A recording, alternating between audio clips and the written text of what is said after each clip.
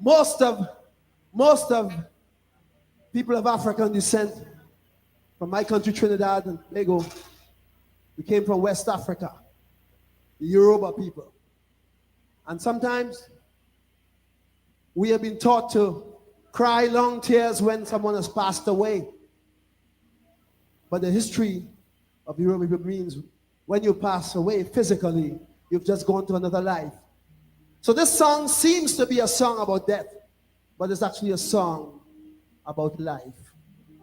We now forward from the Golden Pavilion, and we now on Piccadilly Greens, and we are going up a hill called Laventille Hill.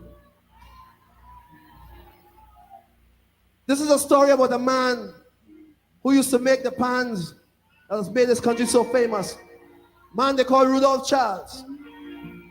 So we like to do this one in Rudolph Charles' honor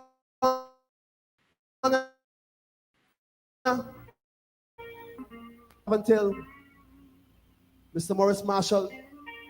So it's not political things aside, we just dealing with a human being, a son of the hill. So we having a triple celebration here tonight. And you can sing along with me if you like, remember that. Somewhere up in Laventille, many years, a man used to follow him.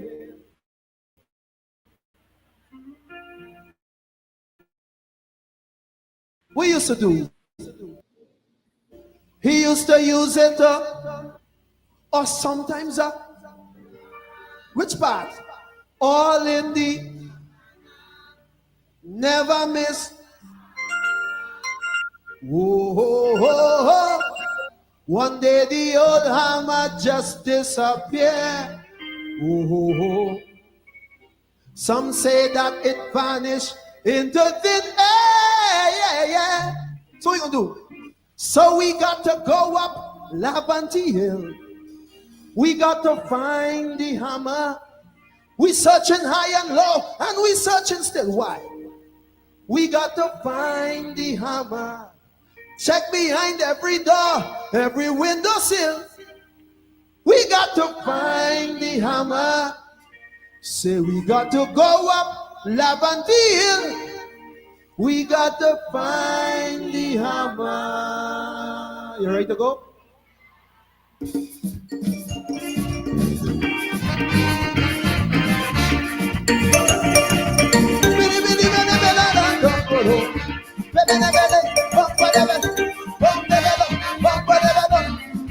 I want everybody call him out, say Trey.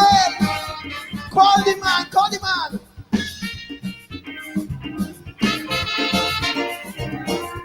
I can't hear you. Louder.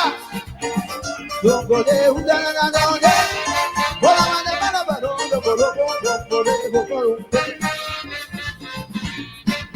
From April of 85, Hammer went to sleep. After years of making noise now, not even. He used to move with the dragon man. All to the soca land, always on the sea. Oh, oh, oh, oh. Well, the dragon don't walk the trail no more. Who holding the hammer? I want to know. Where the man with the hammer gone? Tell me where he gone. This hammer getting we a heavy horn. Tell me where he gone. I said the thing like a police boots on the corner. Tell me where he gone. Look, children, search under your bed. Red. All above your head. Red. Look behind the door. Red. What you waiting for? Red. Oh Lord, will the dragon don't walk the trail no more? Well, the dragon don't walk the trail no more. I was at the funeral when they found the general. I was at the funeral when they found the general. Oh, what a sad morning, yeah. I remember. on a silver chariot, riding to the sun, leaving fire in his wake. Spirits on the run, run, run. So we gather round that day. I hear Sister Sheila say, how last night she see a sign. She see the hammer, they doing fine.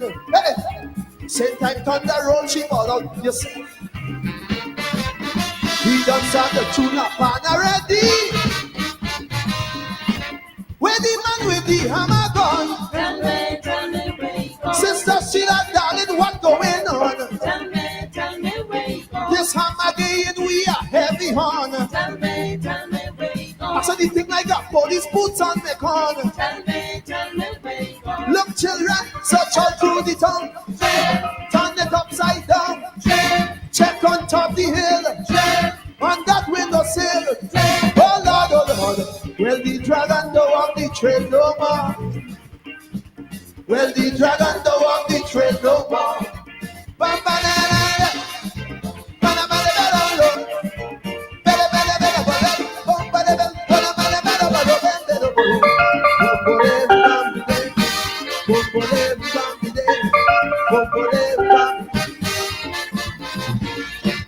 I want to hear the hammer ring out from every vineyard, from Europe to Africa, just like down in Trinidad. And hear me, this hammer must never die.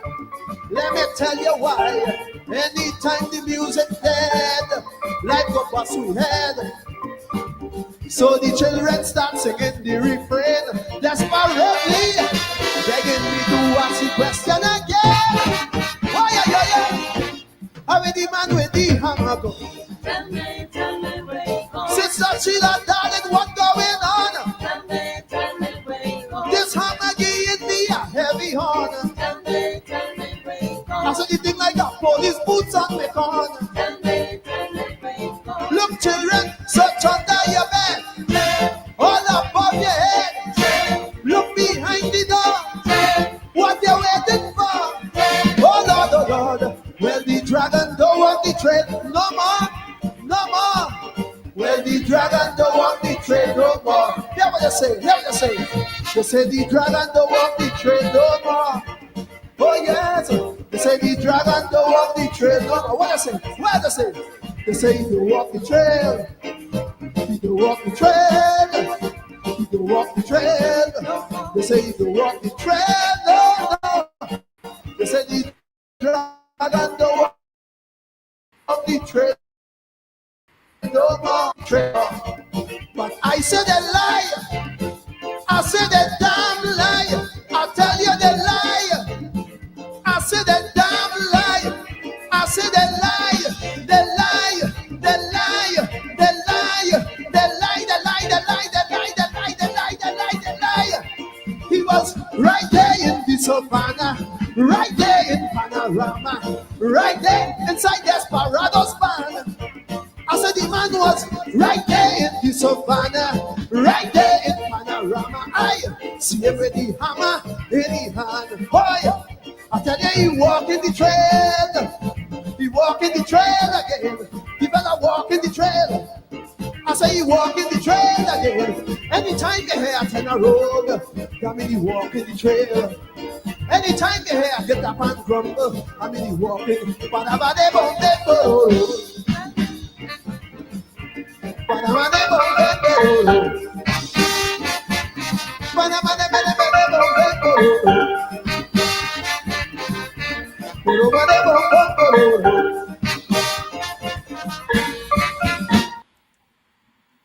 Right?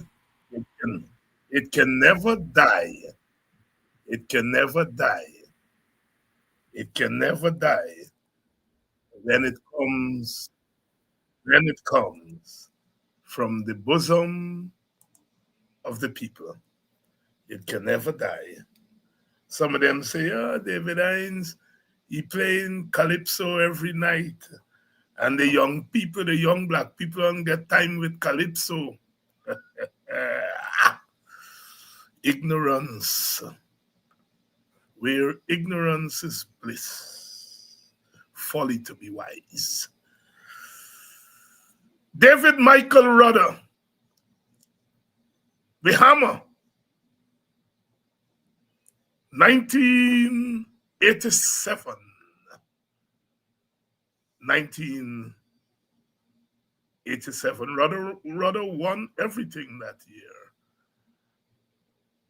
1986, sorry. 1987, he defended.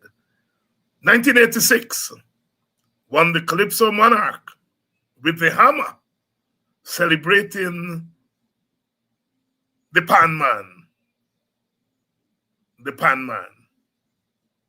He won the Road March with Bahia Girl. Bahia Gal. As you know, Bahia is the black township in Brazil. David Michael Rudder, the hammer, 1986. 1986, the hammer, celebrating the Pan Man. The Pan Man. Mr. Rudolph Charles, the Pan Man who had just died, and Rudder is saying in that Calypso that although the Pan Man has gone, the pan remains. That wherever he is, he ponging a pan with that hammer. The creativity of the West Indian, creativity of the African, those oil drums were brought by the Americans at the American base in Trinidad. They brought oil in the oil drums. And the Trinidadians figure out that if you put heat on the drum, you can create an instrument, which they did. The most modern instrument, the steel pan, the creativity of the West Indian, the creativity of the African, giving the world an instrument that will last. Pongapan, the creativity, the creative intellect of our people. And although it was initiated in Trinidad, it spread to the rest of the Caribbean. I had the privilege of going to school when 3 schools had steel bands. And there used to be a school competition. Queen's College, St. Roses, and Buxton Government Secondary School. Now, steel pan is widespread. We have here in Buxton, the Buxton Pride Steel Orchestra. But the steel pan, the creative imagination of the West Indian, of the African. And as you know, the creolization process meant that the African became West Indian, just as the East Indian must become West Indian, just as the Amerindians who were here before have become West Indian, and the Chinese and the Portuguese and all of them.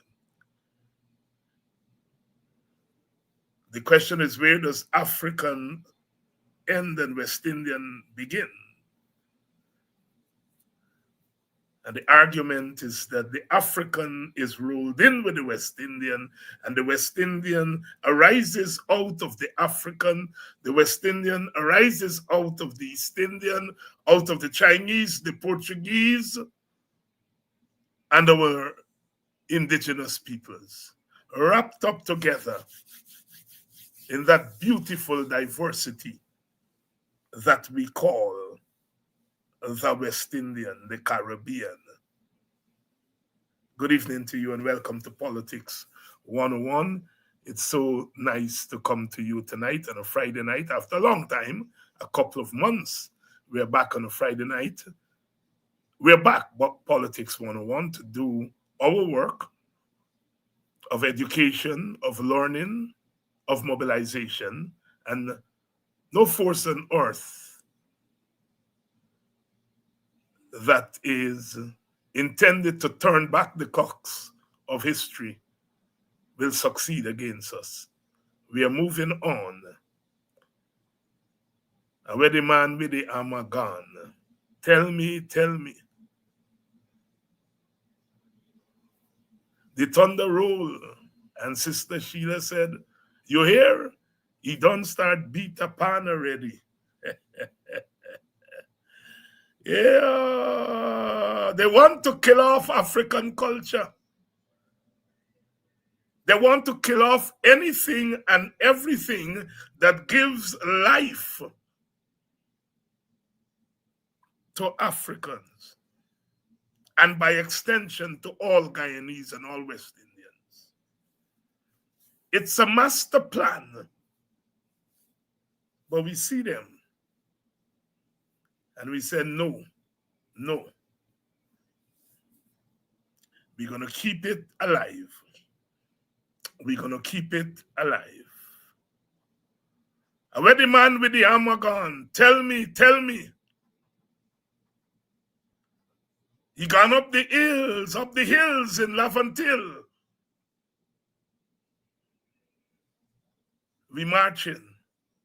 Good evening. Good evening to all of you, wherever you're joining us from, whether in Guyana or outside of Guyana. We're all Guyanese. It's just the exodus of Jah people. We came here against our will, Africans, and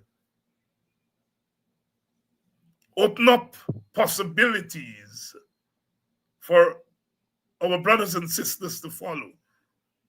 And we are constantly expanding, taking with us wherever we go the essence of the Caribbean. Wherever we go, we take a carnival with us. Wherever we go, we take the knowledge with us. Because we are Jah people. Small islands. Guyana may not be physically an island, but spatially and culturally, the islandness, it gives us a perspective on the world that is unique. Out of colonization, out of the empire which was imposed on us, a mind that is broad, that reaches all the corners of the world. From Blyden and Garvey at the turn of the 20th century, and Du Bois. W.B. Du Bois, who at the turn of the 20th century said, the 20th century shall be the century of the color line. How correct he was. He lived for most of that century, died in 1963 on the day of the March on Washington. When America rejected him, he moved to Ghana, spent his last 5 years there.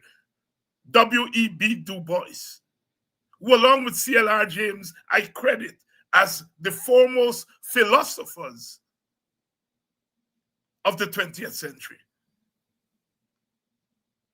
And Garvey, Marcus Mosiah Garvey, the man who is the prophet of the Rastafarians and the prophet of Africans, predicted that the king shall rise in the east.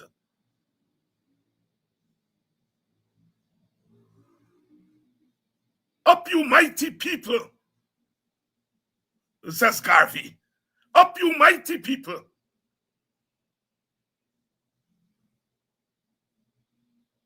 Why these tiny islands produce such giants? A Walter Rodney who leaves and goes to Africa and upturns the way in which African history was written and taught from Guyana, from Georgetown. Or Ivan van Sertima, who taught us that they came before Columbus discovered the Caribbean. Native Indians were here, and Africans crossed the Bering Straits and came here. We have taught the world, and we continue to teach the world. And that is the tradition that we come from. Good evening to all of you. Good evening to Brother Malcolm Paris, who I know is an ardent listener, viewer of this program, is my neighbor. I grew up as a small boy.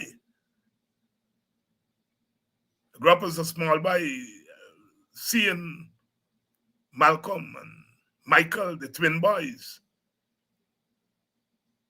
Miss Lee, the grandmother, Miss Paris, the mother. Known for Marby. Miss Lee, Marby, and then Miss Paris take over the Marby.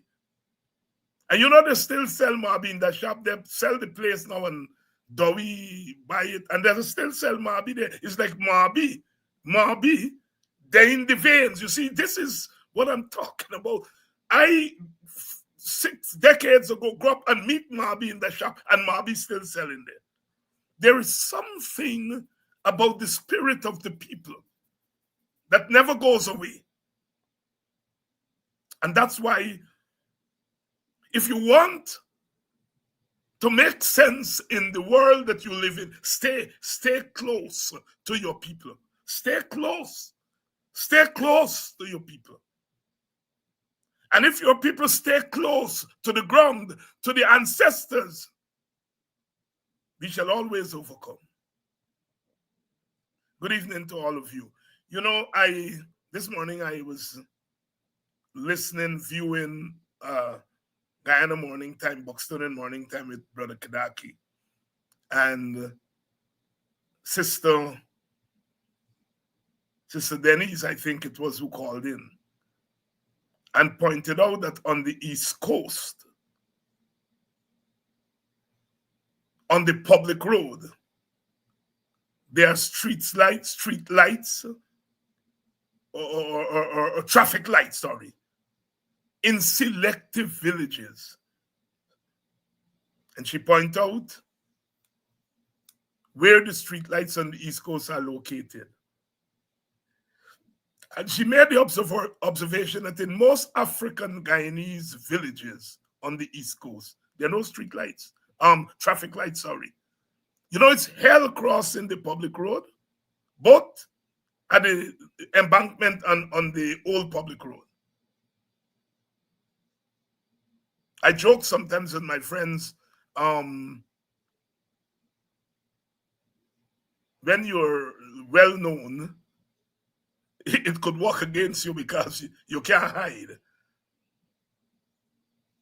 But sometimes when I'm at the public road trying to cross, a lot of times people in their cars or whatever recognize me and wave to me, Doctor, and cross.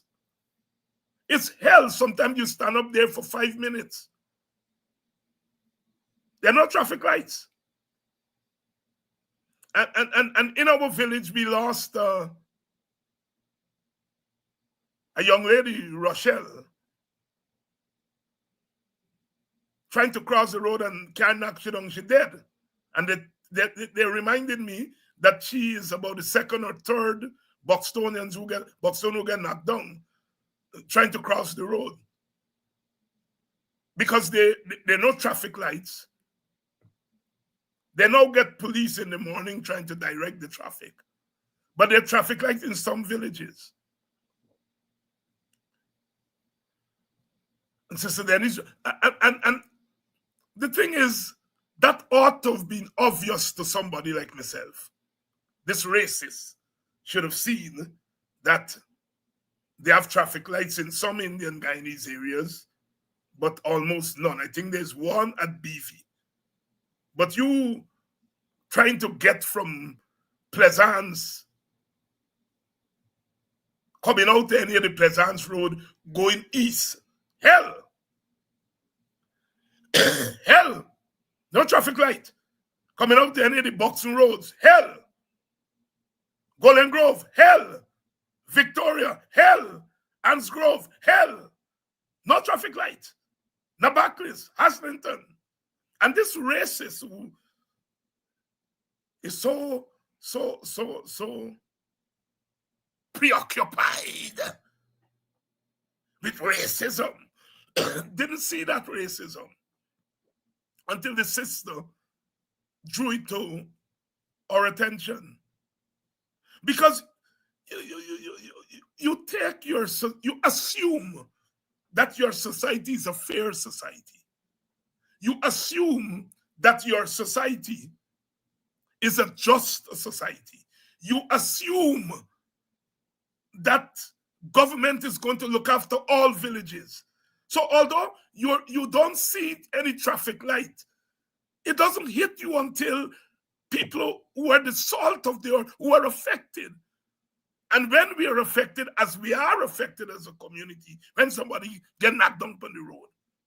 And then the sister point, and I said, but David, how come you didn't notice that? And you know, it's the part of us that want our country to be a fair place, that at all the population centers, whether they're black, they're Indian, Amerindian, you should have basic things such as traffic lights to regulate the traffic.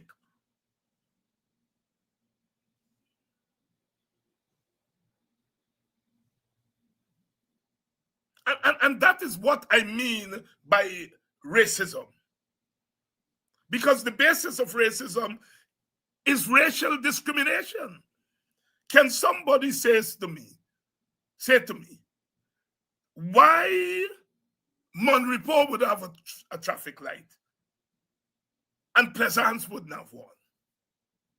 Can somebody tell me why? Tell me why. You can't say it's because Pleasance got a smaller population. That is not true. You can't say that Pleasance people don't pay taxes into the national coffers and Monrepo people just pay taxes. You can't point to any obvious reason why Better Hope deserves traffic lights and Pleasance don't.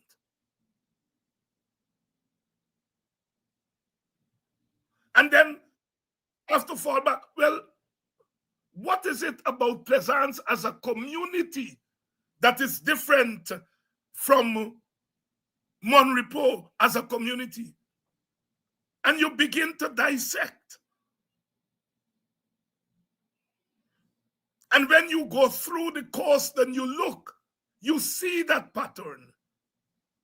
And it has to do with the people who live there. And what about the people in Pleasance that is different from the people in Monrepo? Is it that the people in Pleasance are short and the people in Monrepo are tall?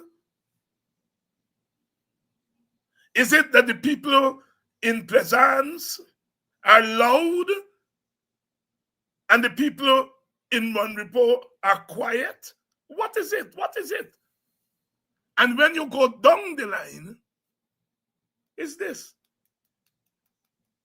And I don't believe the government wakes up. Whoever regulating where to put traffic light.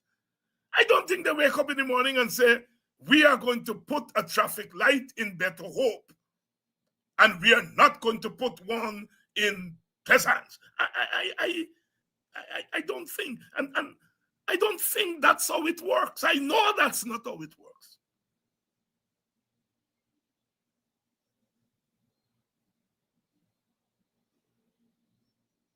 But the people in Better Hope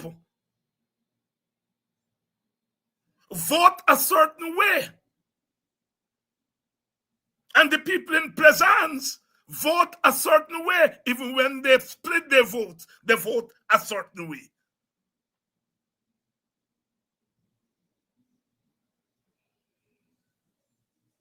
And so the determination is made that one village has to be taken care of, and the other village should not be taken care of. And you come down and you come to the question of race. Traffic lights save lives. Save lives. Save lives. And if life is precious and something save lives, you want to save all lives, regardless of skin color, regardless of social status. And when the outcome of your policy making save lives in one community and leave the other community exposed, then what is the thinking? The thinking is the value of the lives in Pleasance and the value of the lives in Better Hope are different, or is different. Different value system.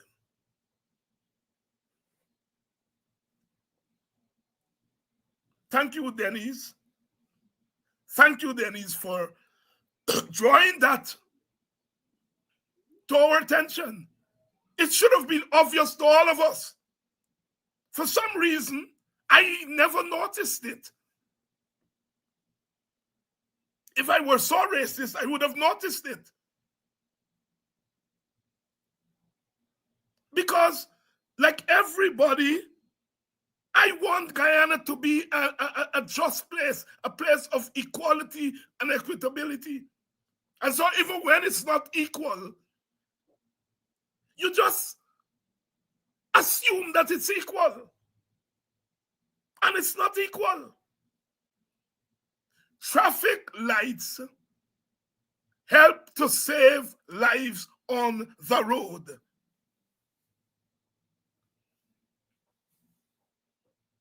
Why are the lives in one community worth saving and the life in another community not worth saving? As I say, I live in Buxton. It's hell to cross the road on foot. It's hell to cross the road in a vehicle.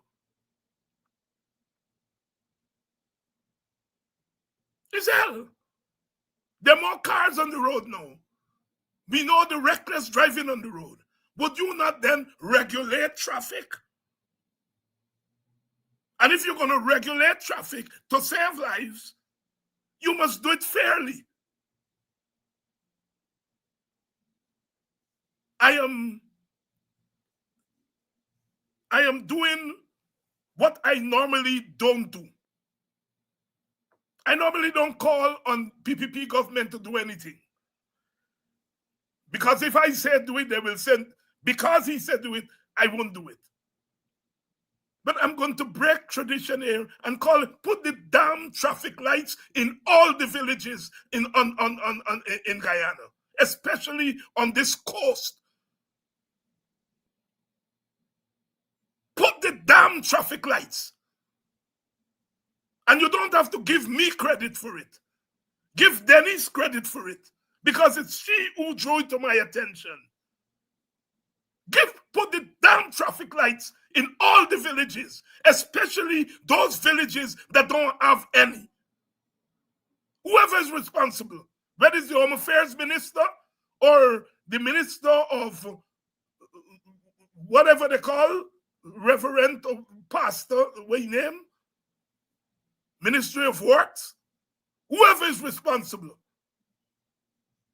or the police or whoever, put the damn traffic lights in all villages in Guyana, especially on the coast, with the craziness on the road. We have to bury a woman who has left children because of the damn neglect, and a neglect that is grounded in a prejudice based on this. And I hope the media, who usually come on here to see if I will say anything provocative or controversial, I hope they report this controversial call tonight. Guyana Standard?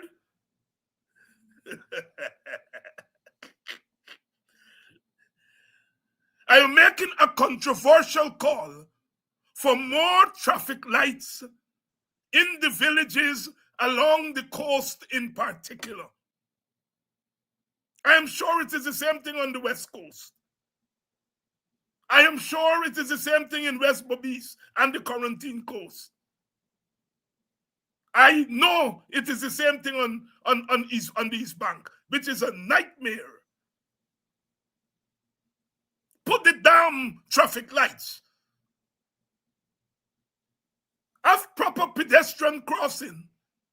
We live in villages that are divided. These roads divide the villages.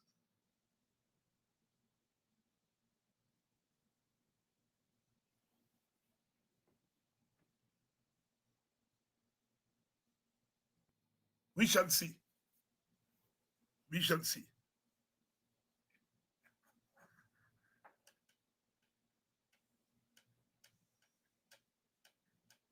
I ended last night by making an observation.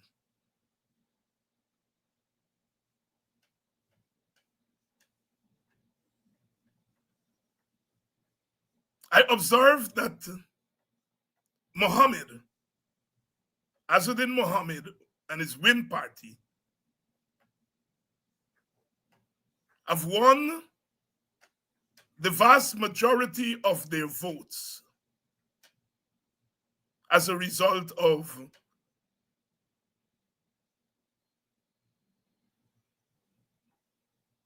Black people voting for them.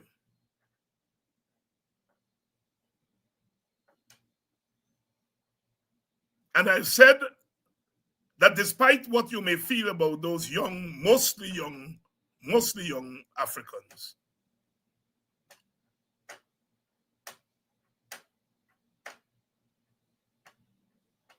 you must assume that their decision was a rational decision. Their decision was a rational decision. Even if the outcome may be irrational, you have to start by saying human beings are rational beings, and these mostly young people are rational, and they made a rational decision. We have to find out from them the real reasons. We have anecdotal reasons, but we have to move beyond anecdote and to find out the real reason that they made the dramatic decision that they made. And I've argued that it is now not about Muhammad's ethnicity,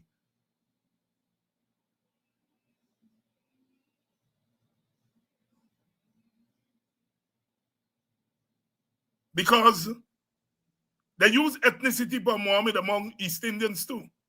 The PPP use the Muslim thing, the Muslim whispers in the Indian community, the anti-Muslim. Never mind, Irfan is a Muslim. Irfan is a Muslim in the right party. Muhammad is a Muslim outside of the right party for now.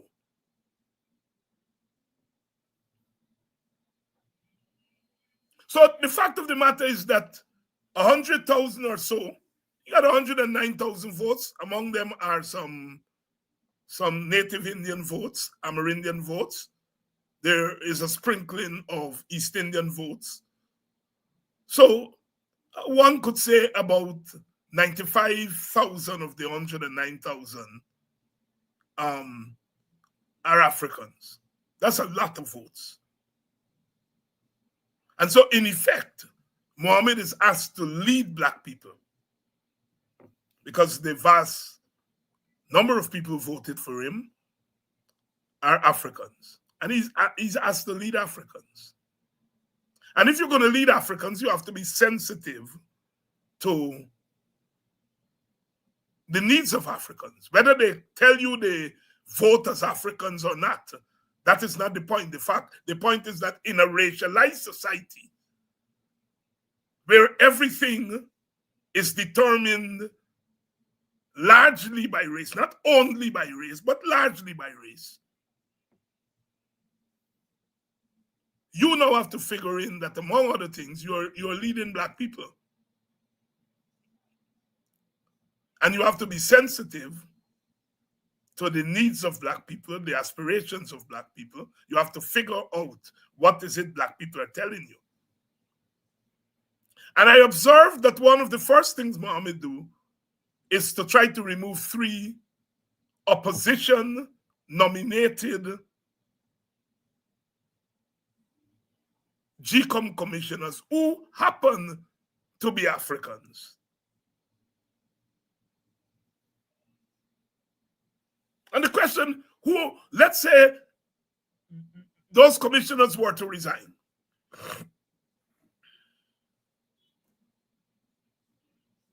And Muhammad replaced them with 3 different commissioners. It's interesting to ask, who is he going to replace them with? The vast majority of the votes that he got came from Africans. These are 3 African commissioners. They weren't nominated because they're Africans, but they're Africans. And Mr. Mormon is saying he has the right to name his own commissioners. All right. So let's say these commissioners resign. And he gets to name 3 commissioners. Who's going to replace them with? We have a GCOM with 3 PPP nominated commissioners, 3 opposition nominated commissioners, let's call them APNU/PNC. And we have a chair in the middle. The 3 PPP commissioners plus the chair, 95% of the time, if not 100%, they hold one head and they vote together. The criticism of the chair is that she should not vote with a party, with either side. Steve Shrewsbury never voted with either side. Whenever an issue came up, he tried and successfully, he got the 2 sides to come to consensus most of the time. Only one time, he called me 2 or 3 times to tell, David, I only used the casting vote one time, and he was there for almost 10 years. This chairman uses her casting vote all the time, and I can't remember a time where she voted with the opposition nominated commissioners. So overwhelmingly, she votes with the PPP side, and she's been criticized for that. Now, if Muhammad gets to name 3 new commissioners, how do we know that one of those 3 commissioners would vote with the PPP and so give the PPP 4 votes, where the chair doesn't have to give them she vote? Because she's under constant criticism and she said, no, I don't vote PPP. Well, all right. Muhammad and the PPP are friends. They got secret Fumati.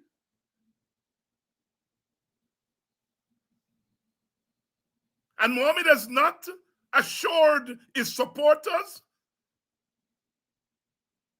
that he ain't going to tie bundle with the PPP. Because one of the things about Muhammad's supporters, they didn't vote for APNU, but they didn't vote for PPP. So they're clear in their mind they don't want PPP.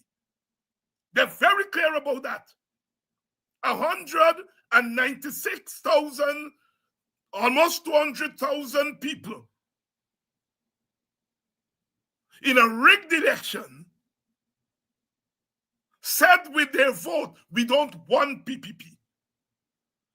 And then another 40 to 50,000 stayed home and said we don't want the PPP. So more people at this election said they don't want the PPP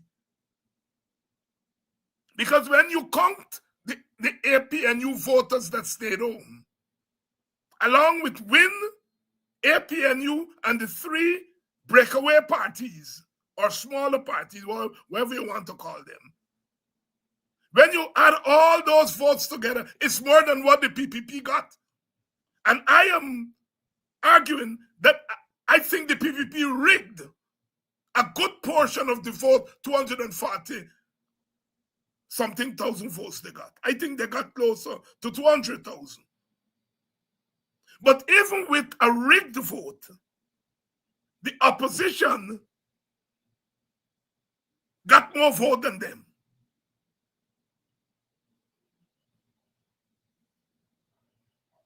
The rejection, if any party was rejected, it was the PPP.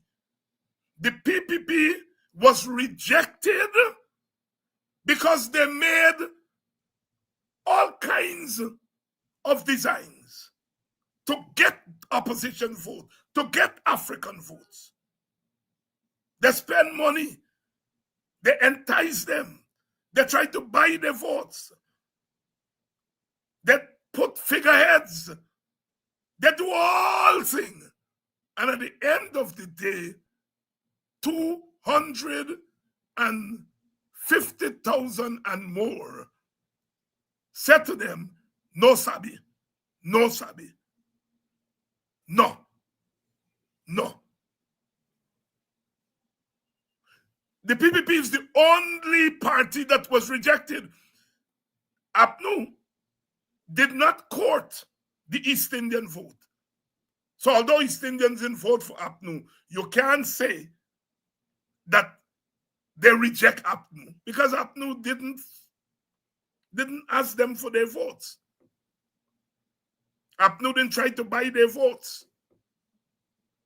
WIN started by going into the Indian community, but once the PPP turned up the heat, WIN withdraw from the Indian community and spent their campaign time in the Amerindian communities and in the African communities.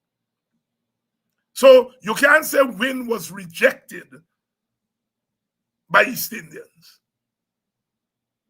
The only party that was rejected in this election was the PPP.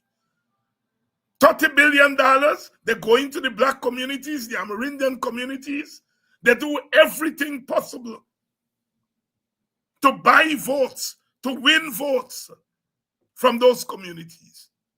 And they were rejected. They're rejected overwhelmingly by Africans, and to a large extent, they were rejected by Amerindians. The only party that was rejected. So in the light of Mohammed supporters, Amerindian supporters, African supporters, saying we don't want the PPP, how do we know that he is not going to start this thing that a lot of us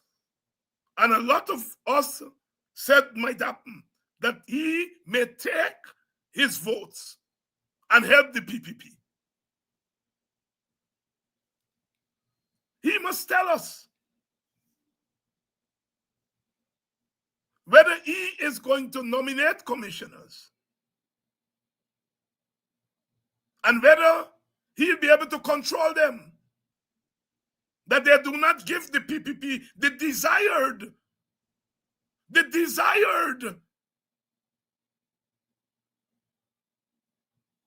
majority. Right now is the chairman helping them with the majority. She's under pressure. And if she resigns, the opposition will get to choose a new chair. Mohammed will have to consult with Forward Guyana and APNU to give the president a list. How do we know that Mohammed will not give the president a list of friendly people to the PPP to replace Madam Chair if she resigns? You all see how by giving Muhammad the votes to become opposition leader,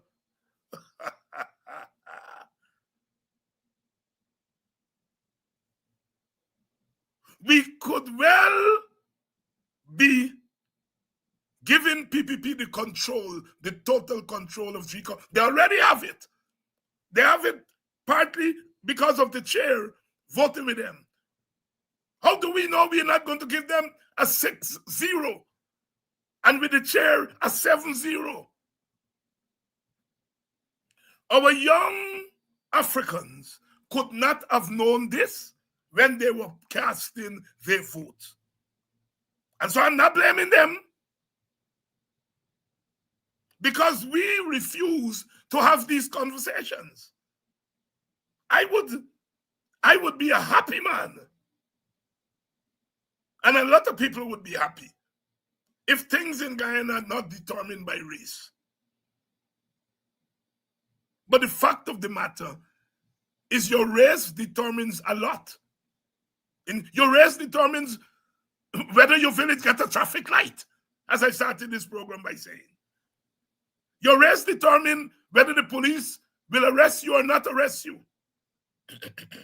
Your race determines whether the police will shoot you or not shoot you. Your race determines whether you live on 1,100 Guyana dollar or less most of the time. Now, all races are in poverty, that is true. But in the inner city communities, and even in the villages, there are sections of the villages where people are poorer than others.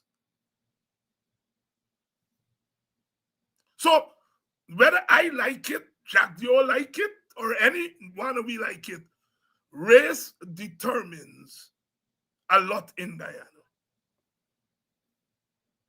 And that is why I'm saying our young people ought not to be beaten, because nobody has this, well, not nobody, not enough of us have this conversation with them. So race is not a necessarily nice thing, but that is the reality. And if you vote without taking in consideration the ethnic and racial consequences of your vote, you could be in trouble. I think the East Indians, by voting together, they are shoring up their ethnic interests. I'm sure they have other interests. The rice farmers, having voted for PPP, are now calling for better prices for their paddy. And I see Benny Sankar calling on me on a comment on my program.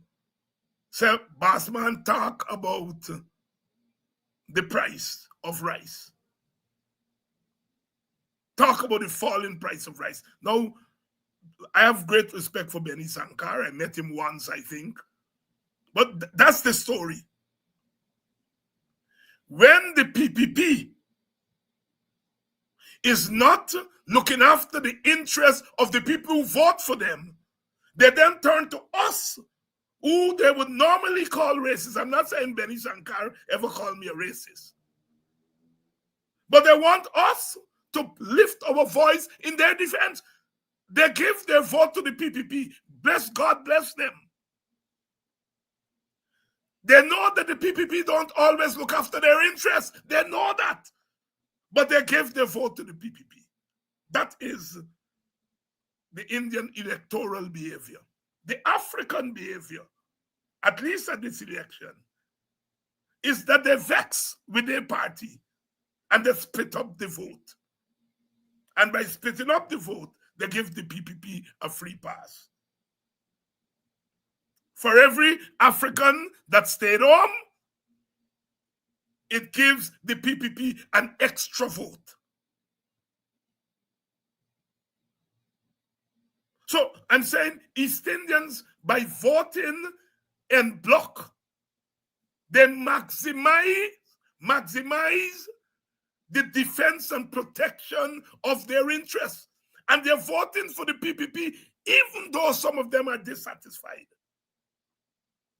The mistake we on the opposition side always make is to believe that because Indians are satisfied, they're going to vote for us. They don't understand how ethnicity works. A lot of the time, people on our side don't. Or even if they do, they don't care. Jagdio understand how ethnicity works. The PPP leaders understand, and they make it part of how they campaign. And so the Indian community voted en masse, protect their racial interests. And then once the elections are over, they say, well, now we're going to talk about our class interests, our business interests, our working class interests. And the rice farmers who had started to cry for better prices before the election, they resumed their cry now. What they did at the election is they said, we stop crying, we give you that X, and then once you win, we're going to cry afterwards. It's a different kind of behavior from the way Africans behaved in this election. Africans say that Granger didn't do much for them in terms of putting their stamp on policies. And they are partly correct. Not fully correct, but partly correct. And they decide, well, we're going to punish Granger. We're going to split up the vote all around as a punishment for Granger. And in the process of punishing Granger, what you do is that you reduce your agency. In ethnic societies, when ethnic groups vote en bloc, they maximize their chances. What we Africans did at this election is to minimize our chances of winning. And our Indian comrades maximize their chances of winning. The argument David Hinds is making here tonight is that both Africans and Indians and also Amerindians were dissatisfied with the big parties, the two big parties. They were dissatisfied. Both Africans and Indians and Amerindians we now see, all three ethnic groups were dissatisfied with the two big parties. Indians were dissatisfied with the PPP. Africans were dissatisfied with APNU. And Amerindians were dissatisfied with both of them. But Indians, despite their dissatisfaction, reasoned that our dissatisfaction would be better addressed if we vote en bloc for the party that we know. Africans, on the other hand, said the way we're going to deal with our dissatisfaction is split up we vote. And here we are. Nancy's story, say Tory make all of his so and so there. Nancy, Tory. Nancy, Tory. Nancy, who been there? Me been there. They had one election in 2025. Nancy, Tory. They got three ethnic groups in a country called Guyana. Nancy, Tory. One ethnic group say, are we going to band together? Although we don't like what we party do. Nancy, Tory. The next ethnic group say, are we dissatisfied? But we go split up and we vote. Nancy, Tory. A Tory make all of his so and so there tonight. Don't take me laugh with skin teeth. Ask skin teeth to laugh. That's where we are right now. And so when people are telling me about ethnic voting patterns, I pour scorn on that stupid argument, if I may call it. I'm not calling the people stupid like Jack Dew. But I think the argument is bordering on stupidity. But it could be more than stupidity. It could be a calculated position to really weaken the African community. I think some people, not all, some people like what happened.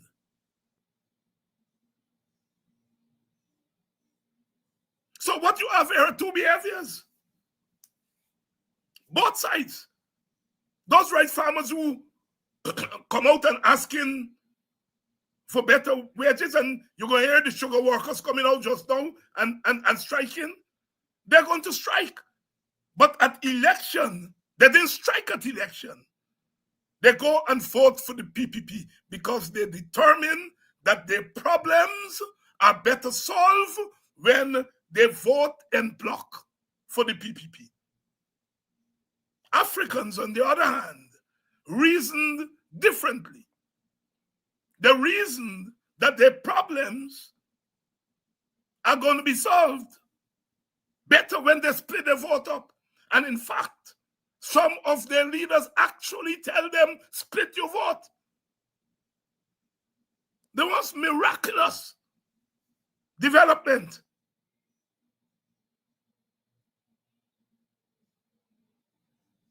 Most miraculous development.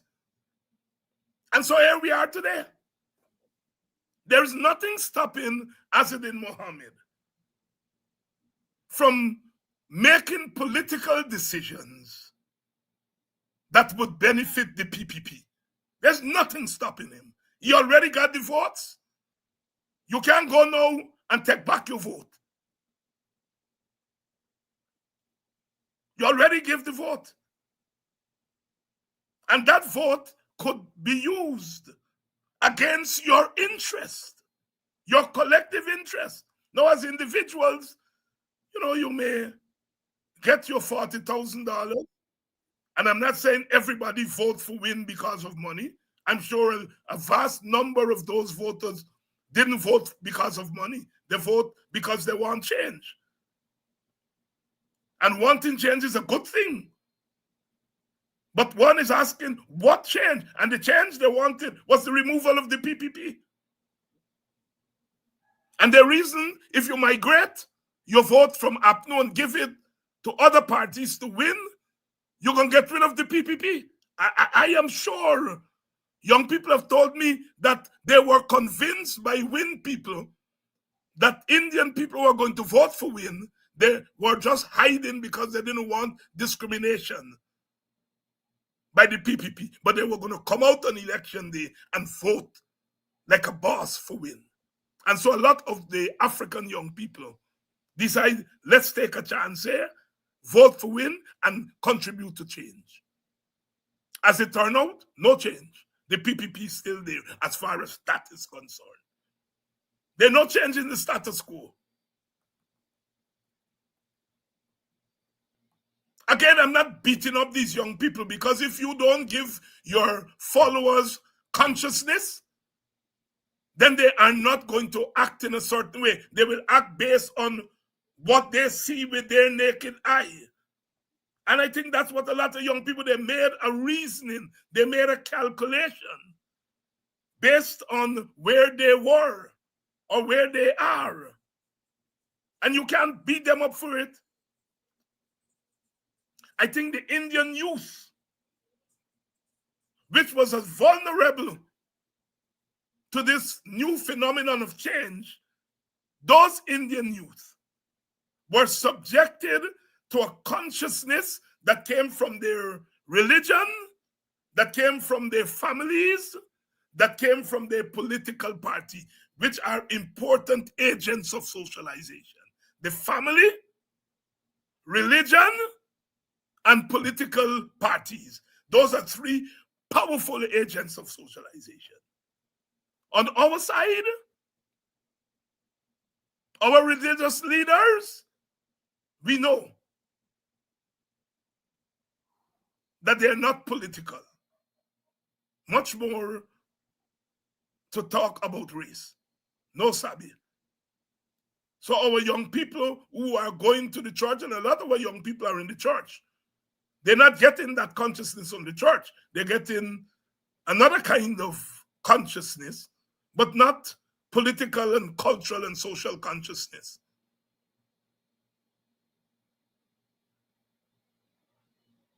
Family,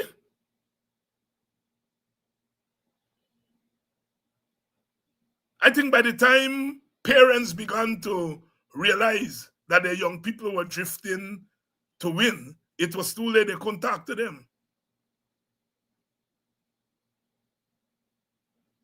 Political leaders? No. The political leaders among African Guyanese generally are traditional. For them, vote and election don't mix with race. They frighten race like 10 years in jail. Frighten race like 10 years in jail. Don't touch it. So there's no racial consciousness that is given to their supporters. And so their supporters are much more vulnerable to a new phenomenon. This new phenomenon that Win and Azzuddin Mohammed represent. People are wondering whether it will last or not. I have my views on that, but I'm not ready to share them. But that's where we are. So this GCOM thing, we have to ask why Mohammed and Win want to change. Why? What is the political reason?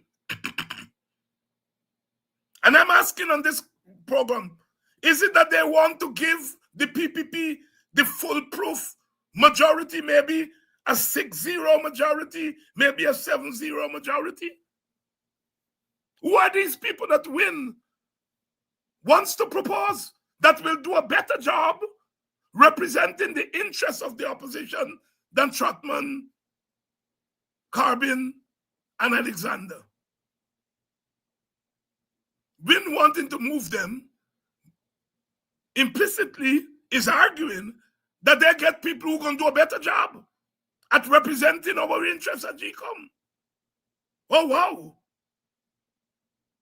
Who are these people that's going to do a better job than Trotman and Alexander and Carbin? I may be wrong. I may be raising questions that ought not to be raised. But I am telling you, in a racialized society like ours, behavior has consequences. You vote,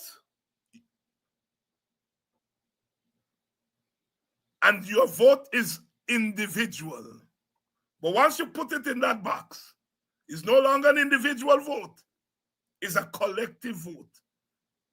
Because it's going to have consequences for the collective.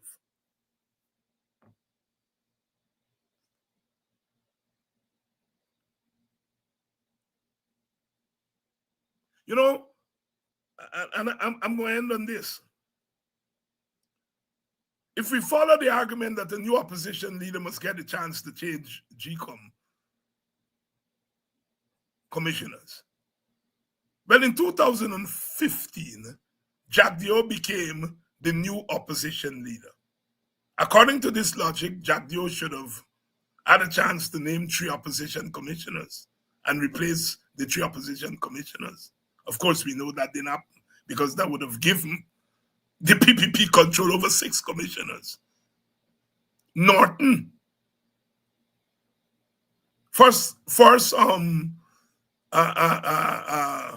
Joe Harmon became the new opposition leader after the 2020 election. According to the logic that we're using, that Mohammed is using now, then Harmon should have asked to name 3 new commissioners. And then when Harmon left, Norton took over. Then Norton should have asked for 3 new commissioners. Where are we going with this logic? That because there's a new opposition commissioner, he or she must get the name. That's not what the rules say. That's not what the law says.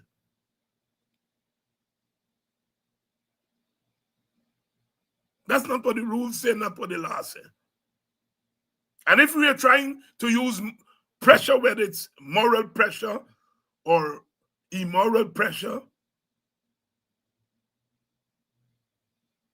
and those commissioners resign, and this gentleman, Mr. Mohammed, named 3 new commissioners, and 1 or 2 of them start vote with the PPP.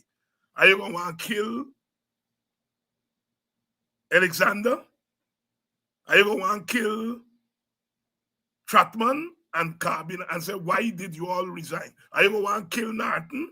Why he forced them to resign? Are you going to want to kill me?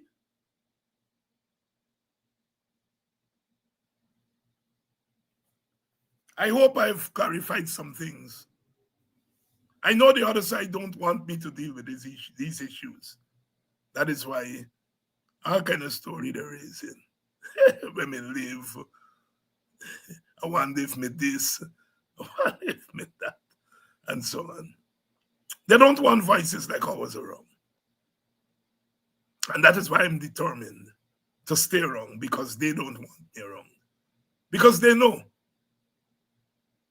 I hope I've clarified quite a few things here tonight. Put the damn traffic lights in all villages and save lives. Show us that you're not racist.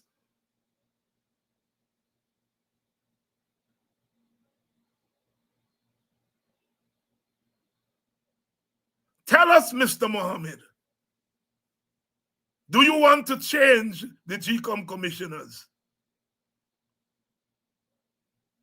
to give the PPP a majority?